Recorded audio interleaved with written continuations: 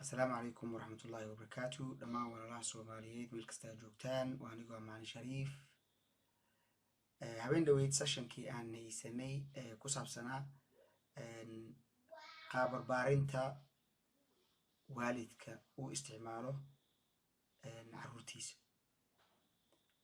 Waxaan ka hadalnay 4 qaybood oo carruurta loo barbaariyo iyo qaabka ugu wanaagsan ee loo barbaariyo ubadka. habeenkaas waxaan kaloo ka hadalnay carruurta inay u baahan yihiin daily routine ama caadooyin wanaagsan cunuga inuu qabatimo, dhaqan wanaagsan cunuga inuu qabatimo. marka waalidiinta habeenkaas waxaan u ballan qaaday inaan usoo samayn doono daily routine oo ka caawinaysa cunuga in uu la qabatimo dhaqanada wanaagsan inuu la qabatimo. marka waa kana daily routine-kii aan soo diyaariyey. wuxuu ka bilaabanayaa 7 aroornimo maalinta Isniinta ah ilaa iyo 1 saac habeenimo maalinta Axadda ah wixii dhacay. cunugaaga inta uu soo jeedo dhan waxa uu samayn lahaa oo qoran waa kan. marka maalinta Isniinta ah cunuga wuxuu soo toosiyaa 7 kale. markuu soo tooso wuu cadeynayaa, wejiguu dhaqanayaa, dharkiisa iskoolka ayuu gashanayaa, quraac ayuu cunayaa, kabacdina iskoolka ayuu aadayaa. markaas iskoolkuu ku maqan yahay ilaa iyo 9 laga bilaabo. waxaa laga yaabaa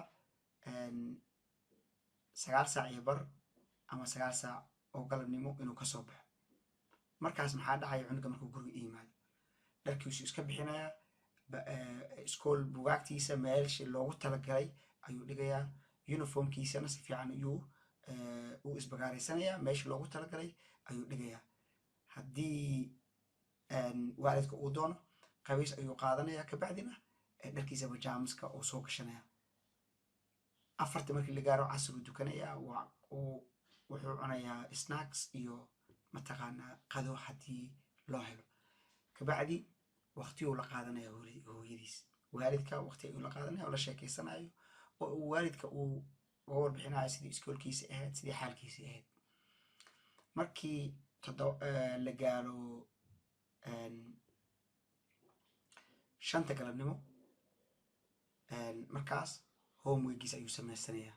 6 galabnimo la gaaray, maqribkiisuu dukanayaa, cashadiisuu cunaya, wuu cadaysanayaa. waxaa la gaaray 7 ama 1 saac habeenimo, cishihiisuu dukanayaa, kabacdina sariirta ayuu aadayaa, buug ayuu akhrisanayaa 20 ilaa 30 daqiiqo. habeenkiisii maalintiisii Isniinta saas ayay ku dhammaatay. Talaadada kuu soo hartay waa sidoo kale, Arbacada waa sidoo kale, Khamiista waa sidoo kale, Jimcaha waa sidoo kale. waxaa kuu soo haray marka maalinta Sabtida ah iyo maalinta Axadda ah. maalinta Sabtida sidoo kaleeto waa la soo toosaya, waa la dukanayaa, waa la cadeynayaa, wejigaa la dhaqanayaa.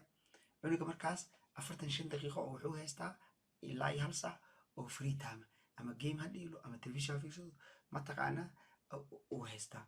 kabacdi 9 waa la quraacanayaa, 10 homework ayaa la sameynayaa, 11 guriga ayuu ka caawinayaa inuu dharka kula isbagaaray, sariiraha guriga laxaaq waxaasuu ka caawinayaa. 12 wuxuu haystaa 1 saac oo free 45 daqiiqo oo free. waxaa la gaaray 2 duhurnimo, waxaa la gaaray 1 duhurnimo, salaadii duhurka ayaa la dukanayaa, waana la qadeynayaa. waxaa la gaaray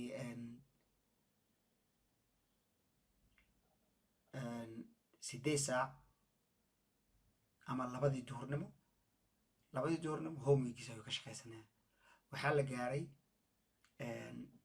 3 saac, baaga haddii aad wadi kartid ayuu aadayaa, banooni la soo ciyaaro iyo familkiisa inuu waqti la qaato 1 saac.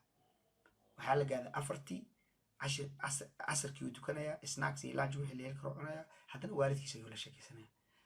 waxaa la gaaray 5 galabnimo, maqribkii la dukanayaa.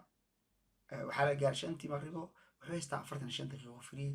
maqribkii la dukanayaa 6 maqribkii markii la dukado waa la cadeynayaa, halkan arkayso waa kan maqribka la tukanaya kabacdi marka la tukado waa la cadeynaya cishiyaa la gaaray cishiyaa la tukanaya sariirta ayaa la gelaya buug ayaa la aqsanaya marka maalintiisa saas ayay ku baxday marka kan aniga ayaa kuu buuxiyey oo maalintii dhan way kuu buuxsantaa maalin kasta waan kuusoo buuxiyey meeshan gareyga ah ama kalarka dameeriga ah halkan aad arkayso waxa waaye waa inta uu iskoolka ku maqan yahay canuga marka laga reebo maalmaha holidayga haddaba routiinkan waa daabacanaysaa horaa ka isticmaalaysaa waa daabacanaysaa horeyna waa aad ka isticmaalaysaa laakiin waxaa kaloo jirta mid faaruqa ayaan kuu sameeyey oo aan waxba ku qornayn waxaan dhan kuma qorna marka waan kula wadaagaya asagana linkiga hoose ayaad ka arki doontaa marka adiga ayaa ku buuxsanaya waxaad doonto cunuga intaad la fadhiisato aad ku buuxsanaysaa wixii aad doonto cunuga aad ka doonayso inuu sameeyo tusaale ahaan homework meesha akaleedoo kaleeto tuition oo in la aado kaleeta ka dhiganaysaa marka saas ayaad u buuxsanaysaa marka videogan waxaa ku lifaaqan hoostiisa qaybta hoose documentigan buuxsan oo aad ka degsan karto meesha iyo waxaa ku lifaaqan documentigan oo faaruqa haddii aad doonayso kan inaad iska isticmaasho mataqaana waad isticmaali kartaa si toosa haddii aad doonayso midaa adiga qoratay documentiga hoosuu ku lifaaqan yahay qalin soo qaado markaas ku qoro wax alla wixii aad ka doonayso cunuga inuu sameeyo saacad kasta khaasatan maalinta sabtida ah iyo maalinta axadda ah documentiga labaad waa kana